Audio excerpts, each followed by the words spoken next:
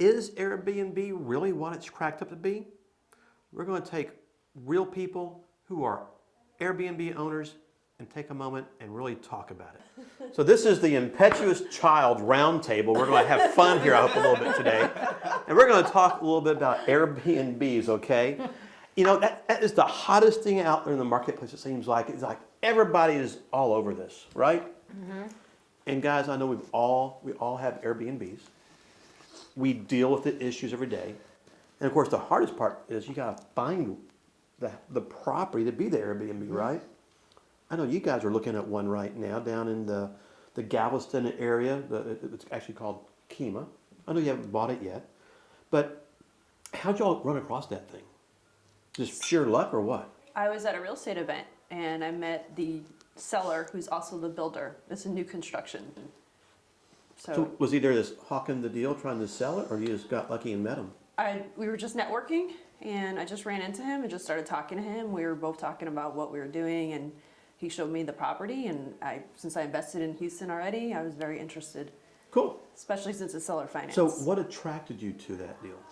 The seller finance piece. Okay. The fact that it was new construction.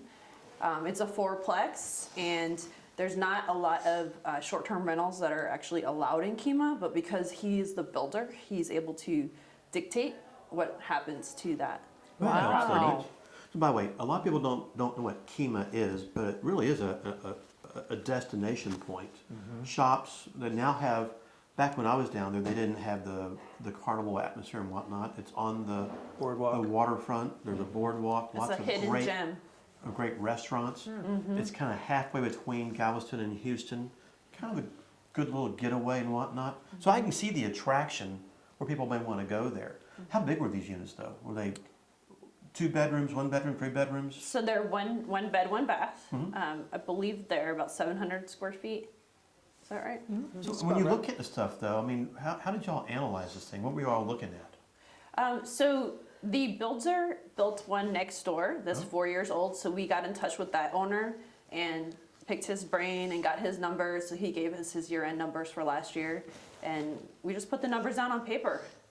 So I get that. So you got a neighbor who you would hope would trust the right numbers. Of course, he's also trying to sell you the unit next door, so a little bit of a grain of salt, right? I'm guessing you all checked with the Airbnb DNA sites and whatnot? We did check AirDNA, yes, but we actually asked him for his back office. And you got it. The neighbor who's run his Airbnb for 1 year at the time had only grossed $125,000. That was in October, and I think he finished out the year at 150. Is that correct? 145. Mm-hmm. So he finished out the year at 145. So we had asked him to show us his actual payout in Airbnb, and sure enough, he sent us screenshots of it, and it was accurate. He had done 125 at that time. He's also a real estate broker and agent. So you got some good numbers. Mm-hmm. So I'm a math guy. I always say run the numbers, do the math. Looking at it from a financing perspective, this guy's offering financing. Was there a down payment involved or not? Yes, 12% down payment. Okay. So I think in this case that's about $100,000. It was $100,000. That's a lot of money. Mm-hmm. Was that going to be your money or are you going to borrow that money? We're preferably wanting to get a private investor. Okay. So 100% financed. Mm-hmm. So when you run the math out, because you got to take into consideration, of course, your property taxes, your insurance.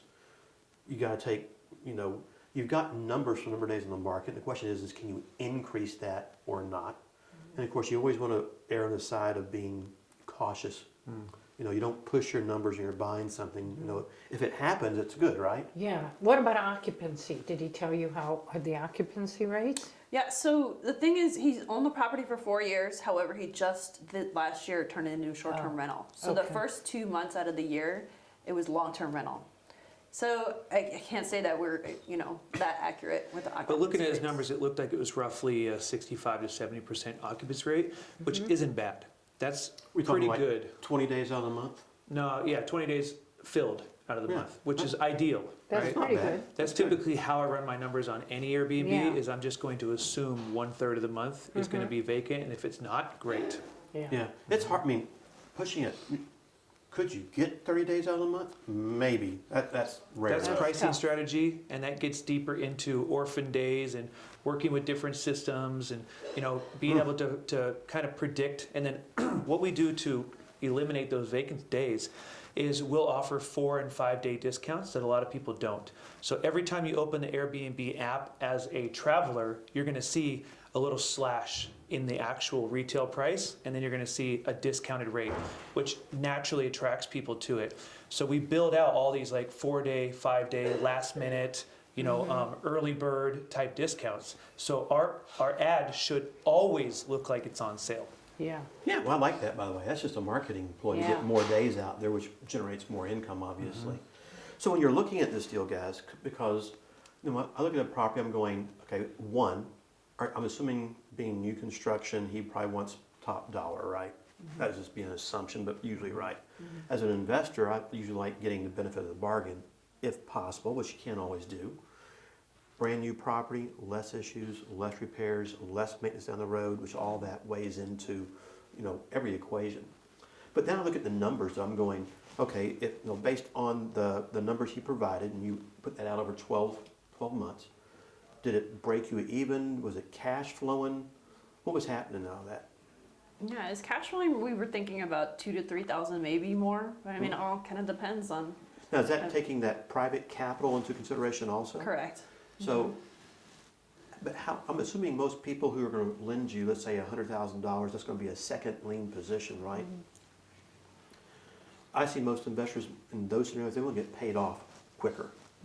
So would you be able to not only pay them their interest, but also pay them this extra principal to pay them off, at some accelerated time frame, 3, 4, 5 years maybe? Yes. Yeah, accelerated debt Okay. pay down is part of the equation, right? Because we absolutely want to get our private money lender their money back as quickly as possible with the interest, Yeah. and then eliminate a second lien position just in case something comes up in the future and we need to utilize that, Yeah. right? So did that 100,000, was that just a down payment?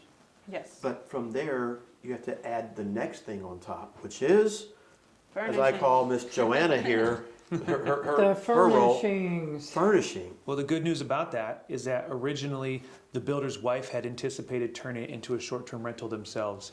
So she's already furnished it 60, well, maybe 80%. It's got Wow. all the TVs, it's got most of the beds, it's got all the dressers, it's got thousands in decorations, nice decorations. You know, that's huge. That is Yeah. huge for not only And did money and did you have to time. buy it? No, it's No? included Part in of the the purchase deal. It's price. included, awesome. They're going to make that money on Okay. the interest. Yeah. Oh, yeah. Yeah, So you still got to do a bit Wow. more just to get to that next standard, right? but significantly less. Oh, yeah. Yeah. What would you say that's going to cost from here? 10,000, 20,000 more? 10,000.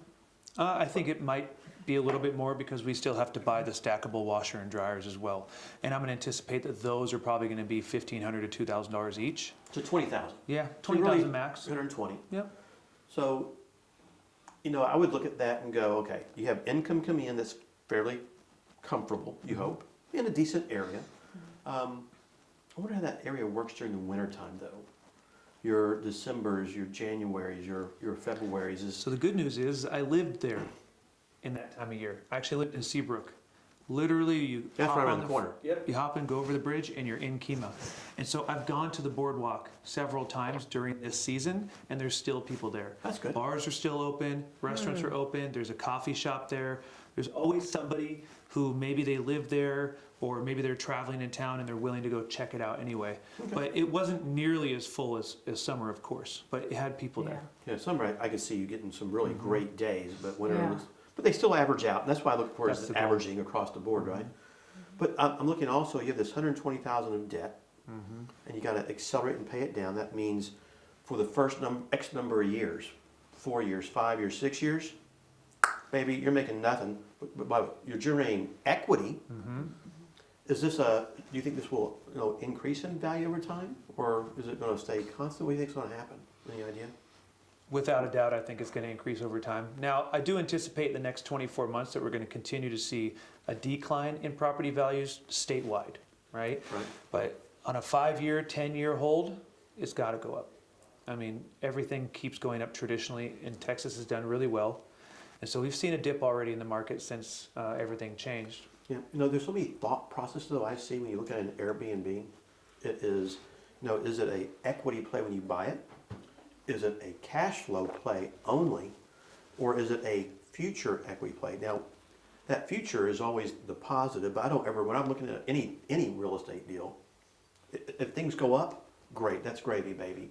Because you make your money when you buy, is the old adage, and does it work? And then can you get debt reduction along the way? Was this guy offering 30-year financing? Mm-hmm. Oh, that's awesome. Wow. So you get 30-year financing, you get 30-year cash flow, and then the next thing that I'm always thinking about is, okay, you get rid of that second lien capital over the course of, let's say, just 5 years, throw a number out, whatever it might be. What do you do about that 30-year capital? I mean, are you okay keeping that out there and just having the cash flow reduction and just slowly paying it down, or are you focusing on that debt reduction too? What do you all look at? Because I think everybody looks at deals differently. Me being in the mortgage world, I'm definitely looking at if we can refi out and get a lower interest rate, we will do that. Okay. So that just generates more cash flow at that point in time. What is your interest rate with this guy? 8.9. Oh, That's a little steep. that'd be the first thing I do is But by the refinance way, that sucker. it's steep, but guess what? You're not paying, 2 or 3 points in mortgage fees? We're not getting putting into it? 25% down, Yep. which you have to on investment So property. again, there's give and take, isn't there? Mm-hmm. I think I just think it's interesting to find out what people look for because, I'm a debt reduction person myself, and I know you gotta have cash flow to run any business. And sometimes right now, especially when you get into the creative finance world, so many deals make no money today.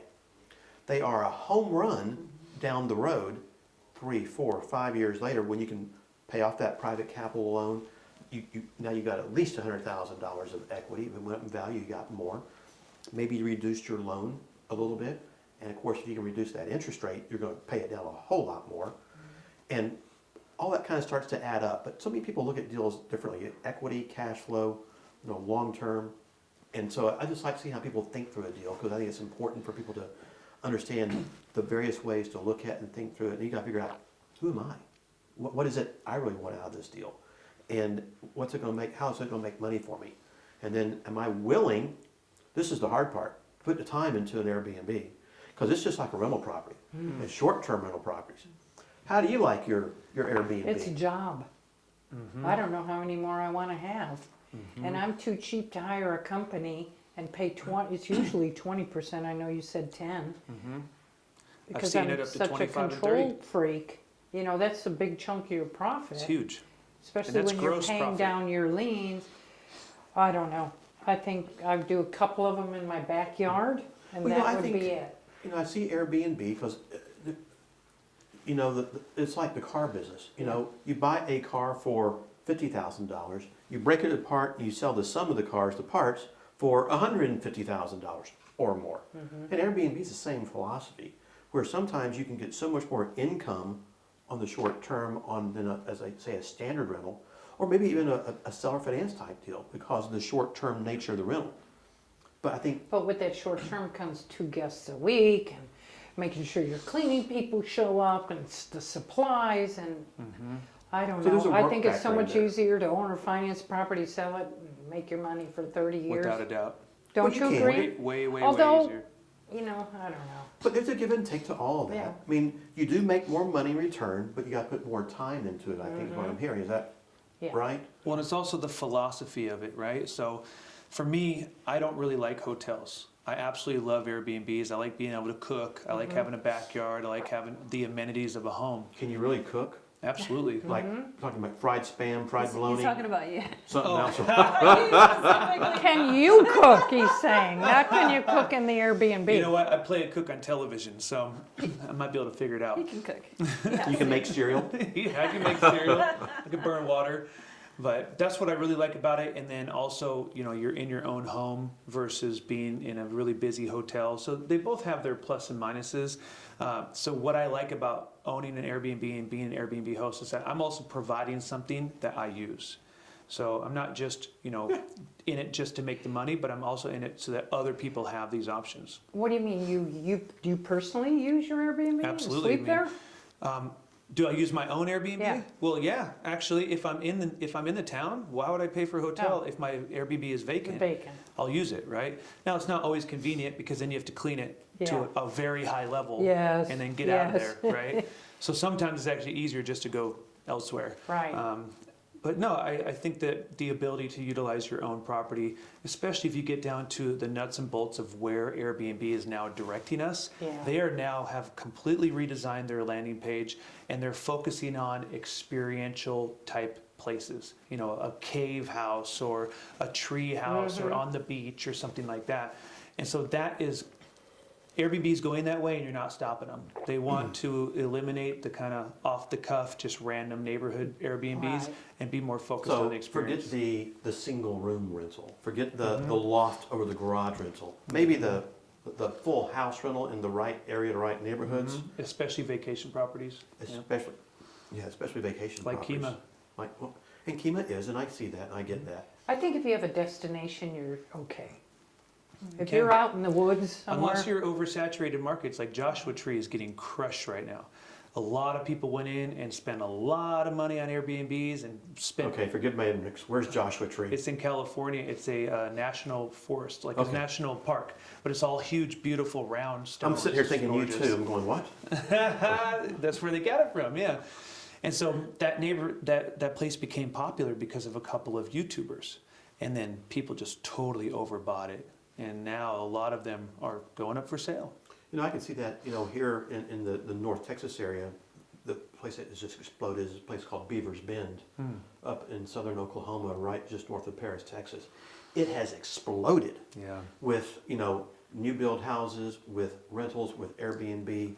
And you're going, at some point, it's like, is there too much? You know, you have your cabins and whatnot, and I've been there many times in the past, staying in, I guess, Airbnbs. They were, you know, 3-day rentals for us. And that's what we're attracted. But I can also see now it's just getting saturated. Now, if you've got enough people to always go there and always be there, got it. Well, you also have two forces working against you. You have the saturation, and then you have Airbnb constantly attempting to drive prices down. They want prices to go down because then more people use Airbnb, right? Ergo, they make more money. Absolutely, Volume. yep. But that ends up hurting the people who have invested, you know, $500,000 into a property, and their mortgage is $2,400 a month, and they're getting $75 a night for a house, and their cleaning fee is $200. So it makes it really difficult. And now Airbnb is also trying to eliminate the cleaning fee. So they're instituting all of these different Wow. ways that are just crunching I've not on the heard any of host. this. Absolutely. You need to update me. That's crucial. There's a threshold. If you're looking at renting something for say $100 a night, but the fees go above 30% of the cost of the rental, people just go away and they don't come back. And so a lot of these fees were 50%, 60% of the night of the rental, and people just didn't like it. So what I'm hearing you say is for that person who is considering getting into this business, do your homework. Absolutely. See what, by the way, you're telling me things I have not heard. I have not either. And it worries me because our cleaning fee's $300. And you I've never had a peep about it. Well, let's But you talk have a about But it. it's a We have huge house. a $1 It's a million huge house. large home. And we break even. We don't make money on our cleaning. My cleaning fee is $100 and I pay $130. Wow. By the way, that's Yeah. okay, I get it. Not, Yeah. By the way, I understand that, you know, if you've got $100 a night, you're paying $100 in cleaning, that's $200 a night. And I get the Airbnb, you know, the people who want to stay there. It's a destination point versus a hotel room, which is kind of mundane and whatnot. And you can have a lot more fun in an Airbnb in your own space and do things without, you know, all the other And people more around people, right? Oh, yeah. You can have one large family, so we have guests that are coming in. It's a couple and there's 7 children, right? 3 from the husband, 3 from the wife, and 1 you. together. Some of you got at least a 2-bedroom. Wow. I have a 4-bedroom. Okay, that helps. One of them, and our 4th I bedroom. can't is imagine above one my bedroom in a living room with For a just a pull-out weekend or a sofa. They're longer coming in for term? 7 days. 7 days. We can host up to 9 people on our Yeah. property. And by the way, Wow. those kind of items, that's a huge benefit though for the Huge Airbnb savings. traveler, right? The person that's going to stay there versus going into a hotel and getting 2 or 3 hotel rooms. And it becomes a cost savings, and they're all together in one And they place. can cook. And you can cook, huge savings, especially with a big family. You know, just one of you, 2 of you, that's not a big deal. Yeah, it's a big Yeah. deal. But over time, some people like to, I like to eat out. I also like to eat in. There comes a point in time you have a little bit too much. I cook my own eggs at home. That easy, Or eat that cereal that you like to lose yourself all the time, or whatever it might be. And I get going out to dinner; those kind of things is fun. But fixing a sandwich at home versus going out and spending $10 for a hamburger, hey, it's easy, right? Well, how about even having a fridge for your leftovers? Oh yeah. Like I'm a leftover eating person, so I like having a fridge. Now, I agree there's so many benefits, but I also completely agree with both of you that if you're just getting into this, this is a very difficult and very risky and pretty cash-rich business, right? The average cost for us to furnish an Airbnb is $5,000 per bedroom. However, the last Airbnb, which is a 4-bedroom, I spent just over $20,000 on it. It was pretty accurate. That includes kitchen and all the above. And that's just the beginning. Now you got to get into the actual daily routine of Airbnb, pricing strategies, adjusting prices on a regular basis, making sure that it's clean enough, making sure that the spices are filled and that there's enough paper towels and they don't run out of toilet paper and the door actually opens and they don't throw a huge party at your house. So now I've got thousands of dollars worth of video equipment. They don't smoke inside. They don't smoke inside, yeah. And if they do smoke, then how do you deal with that? And they don't bring animals Yeah. and all of that. And it gets even more complicated. So let's say they've damaged something. Well, the first thing the Airbnb asks if they damage your table is they say, how long have you had that table? Well, you've had the table for 5 years and it's a $1,000 table. They depreciate it by 20% per year. Yep. And Airbnb demands receipts. Now, most people, what are we doing? We're buying them on Facebook and Craigslist and all these different places because you get a deal or it's something you can't find out there. And so you don't necessarily have a receipt. And now you're arguing with Airbnb, or smoking is a great example, is you come in and you do ozone treatment. Well, you need to have an invoice from a company that has charged you for the ozone. You can't just say you did it yourself. They won't pay for it. I sit here, I'm listening to this, and I've been playing this game a long time in a lot of different arenas. And I get it. And, I've done hundreds and hundreds and hundreds of rental properties. Nothing nearly as complicated as what you're going through and describing because of the furnishings, the maintenance, the maintaining, the daily cleaning, the this, the that. And, again, what I'm just hearing is this isn't for the faint of heart. There is and I get, by the way, real estate investing is not for the faint of heart because there's risk in everything we do. Yeah. If you're going to do a fix and flip, besides just learning how to buy a house, you got to learn how to rehab a house. You have to know where to start, where to stop, and all these things, right? Renting a property. Okay, none of the issues you're describing, it's like, what's the average rent in the neighborhood? I'm renting for $1,000 a month. Here's the lease, sign it for a year, done, it's yours. Okay, if the AC breaks down, you call somebody. If toilet leaks, you call somebody. Pretty easy stuff. Now, you just went to the nth degree on that you have to know and analyze and understand to track all this. And it goes deeper. Oh yeah, and it's not even just what's the look up on rent.com what the average rent is in the neighborhood, which is easy to do, or on multiple listing or where it is. Now it's all of a sudden, oh my gosh, it's all these things. And I get it. You get more money from an Airbnb because of the daily usage you get, the higher cost than you do maybe on a rental. And the question becomes, is it worth it?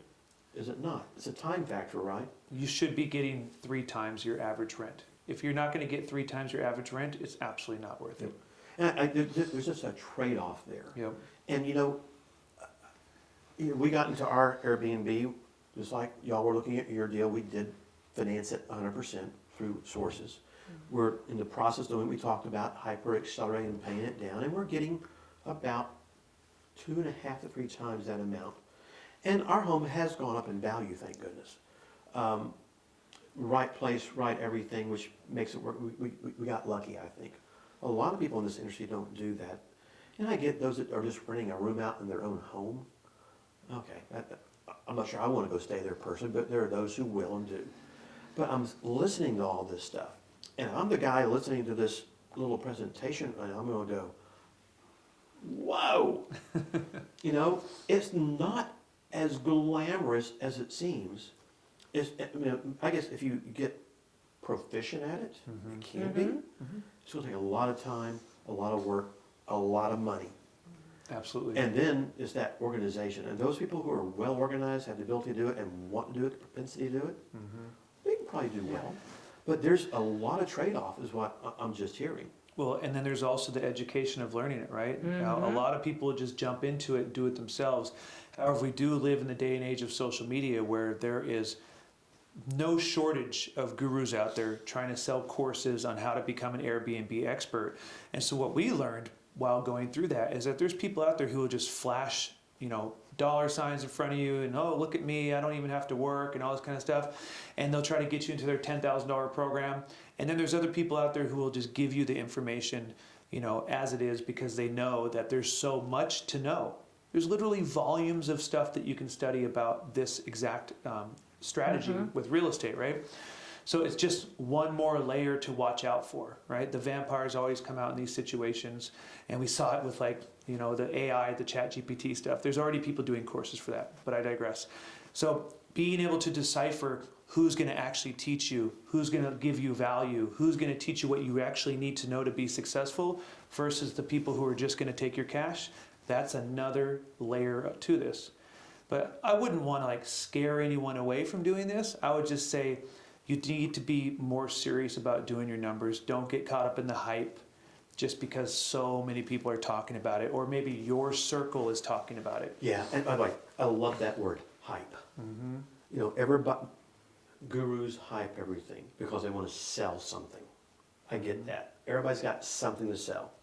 And it doesn't mean don't buy it, and I get that. It means educate yourself a little bit, realize the complicity. Are you an equity buyer? Are you a cash flow buyer? How am I going to navigate this? Am I willing to do this for the first 5 years to make no money and gain equity only? Am I looking at just making money only, and can you actually make that work? Don't know. Maybe you got to buy your house differently and finance it differently. It's run the math, do the numbers, but it's do the research. Airbnb site, all these kind of things, and get it. That's a really good point that you made, right? Because what I have come to realize from owning these Airbnbs is that actually owning a long-term rental is much more affordable, right? You always want to buy at a discount. Yeah. However, the cost of renovating is the same. In fact, it's probably going to be more than Airbnb because you're going to be planning on things that need to be even more durable. And then number two is you got to furnish it. So you're going to spend that much more money. And then you may even have to hire somebody to help you manage the booking process unless you have a ton of time every day. So in the long run, I feel like these short-term rentals are an even higher level of the real estate investing side of things. So if you haven't even done a fix and flip, and if you haven't done a long-term rental, should you even do an Airbnb? What do you think? Oh no, I would not let anyone novice just go out and do an Airbnb. I would not recommend that because there's so much to learn. And you have to have so much knowledge of the area, the market, the costs. No, in fact, we have somebody in our Airbnb right now. Wonderful people, family, 4 kids, through the end of May. And I'm thinking, maybe we need to just put this thing out for long-term rental. Furnished home. It's a $1.1 million home in an amazing neighborhood. It's gorgeous. Well, you could do corporate leasing that helps you get Yeah, there. I'm Those thinking kind of maybe things. that might be a great thing because we're making good money, but I don't have to call the cleaner, make sure they came, stock the stuff. All the things we have to do as the owner-operator Yep. that you don't even know about because I handle it. But I'm going to say something, Susan. Now, if you've got this Airbnb and you have time, Yes, if it's your job, if that's all you have if to that's do, all you do, is it's that a one great deal, job, that 2 yes. 3 deals? I would say Yeah. yes. And it's your investment, and it's your job, it's your pastime. Yeah. And there are those people out there like that. You can do it. When you got 14 jobs, Yeah. no. When Yeah. you got 3 And- jobs, Oh, I'm oh kidding. my I'm God. kidding. Can I get him now, please? And if you're like me and you did Airbnb in the beginning days of Airbnb, it is not the same. It's changed. It is way more difficult, I hear way that more competitive. all the time, and people Yeah. are leaving that platform for several other things. Now, we went on to VRBO, and that was pretty good. It is. But they don't communicate, you don't, it takes longer to get your money. There's a lot of bad things about VRBO, but It's just a very different platform. And the most important thing is that Airbnb is still the juggernaut in this Yeah. space. They have 80+% market share. VRBO is less than that. And then there's a few other Booking.com and a few other smaller ones as Furnish Finder as well that have a small market share too. So it's just really hard to compete Yeah. with what Airbnb and has. so many people, and this is what I'm hearing, and I have friends that have multiple Airbnbs, and they say, go off on your own, start marketing it. All the people that stay there, get their contact information. Direct bookings. Direct bookings. And I'm thinking, good Lord, it's not enough to be working over here, and now I'm gonna do all that myself? But they say that's kind of the way to go. What are you hearing about that? So we have property in the Philippines, and Mm-hmm. it's a big farm, and we've got these houses that we built out of bamboo that we rent for $150 to $200 a night on Airbnb, right? Is this that cash crop you keep talking about out That's there? exactly right. That's Okay. where all the good stuff is. And so what we started doing was my best friend who lives there full time, he has started using Facebook ads. So now you have another layer to it, and it's helping tremendously. Yeah. Like now we're bringing people who come in, they pay a day fee to come and hang out, or maybe they'll camp overnight or something like that, right? But they're just flowing in because of Facebook ads. So you're right, you could absolutely go direct, Yeah. but it's going to be But some it's work. another job. Yeah. And in- it's that transition and learning it all. And we have a super unique property. So if yours is not super unique, Yeah. like my property in Lamarck, Texas, it's cool, it's unique, but I wouldn't say it's super unique, right? There's Yeah. still competition out Yeah. there. Then you got that 5-star status, and that, what do they call it? Oh, That super we host. just got the super host. Yep. Did you? We got for you. super host. All the What cars the with hell her. does that mean? Did I get any more business? I know I don't exa- know, but it was great for marketing. It means that the algorithm's going to carry Yeah. you higher when people Okay. search for your area. And to become a superhost, they only do that once a quarter. Right. So like 4 times a year, and you have to have 4.8 stars or above. You have to have a 90% answer rate. So that means you have to answer Right. people within like 5 minutes or Yeah. something like that, 90% of the time.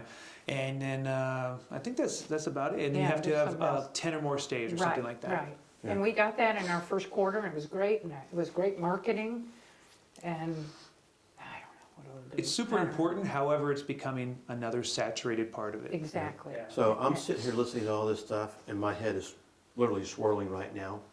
And it shouldn't be, but it is. I think it's Lots the of new wine. stuff. Yeah. No.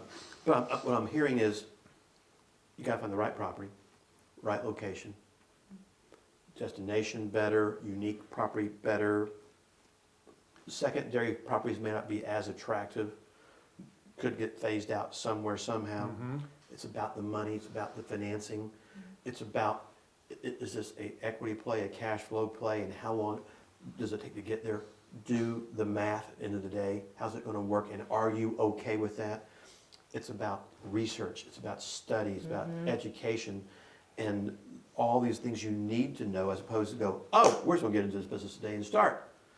And then it's the willingness to put the time into it to run and operate it.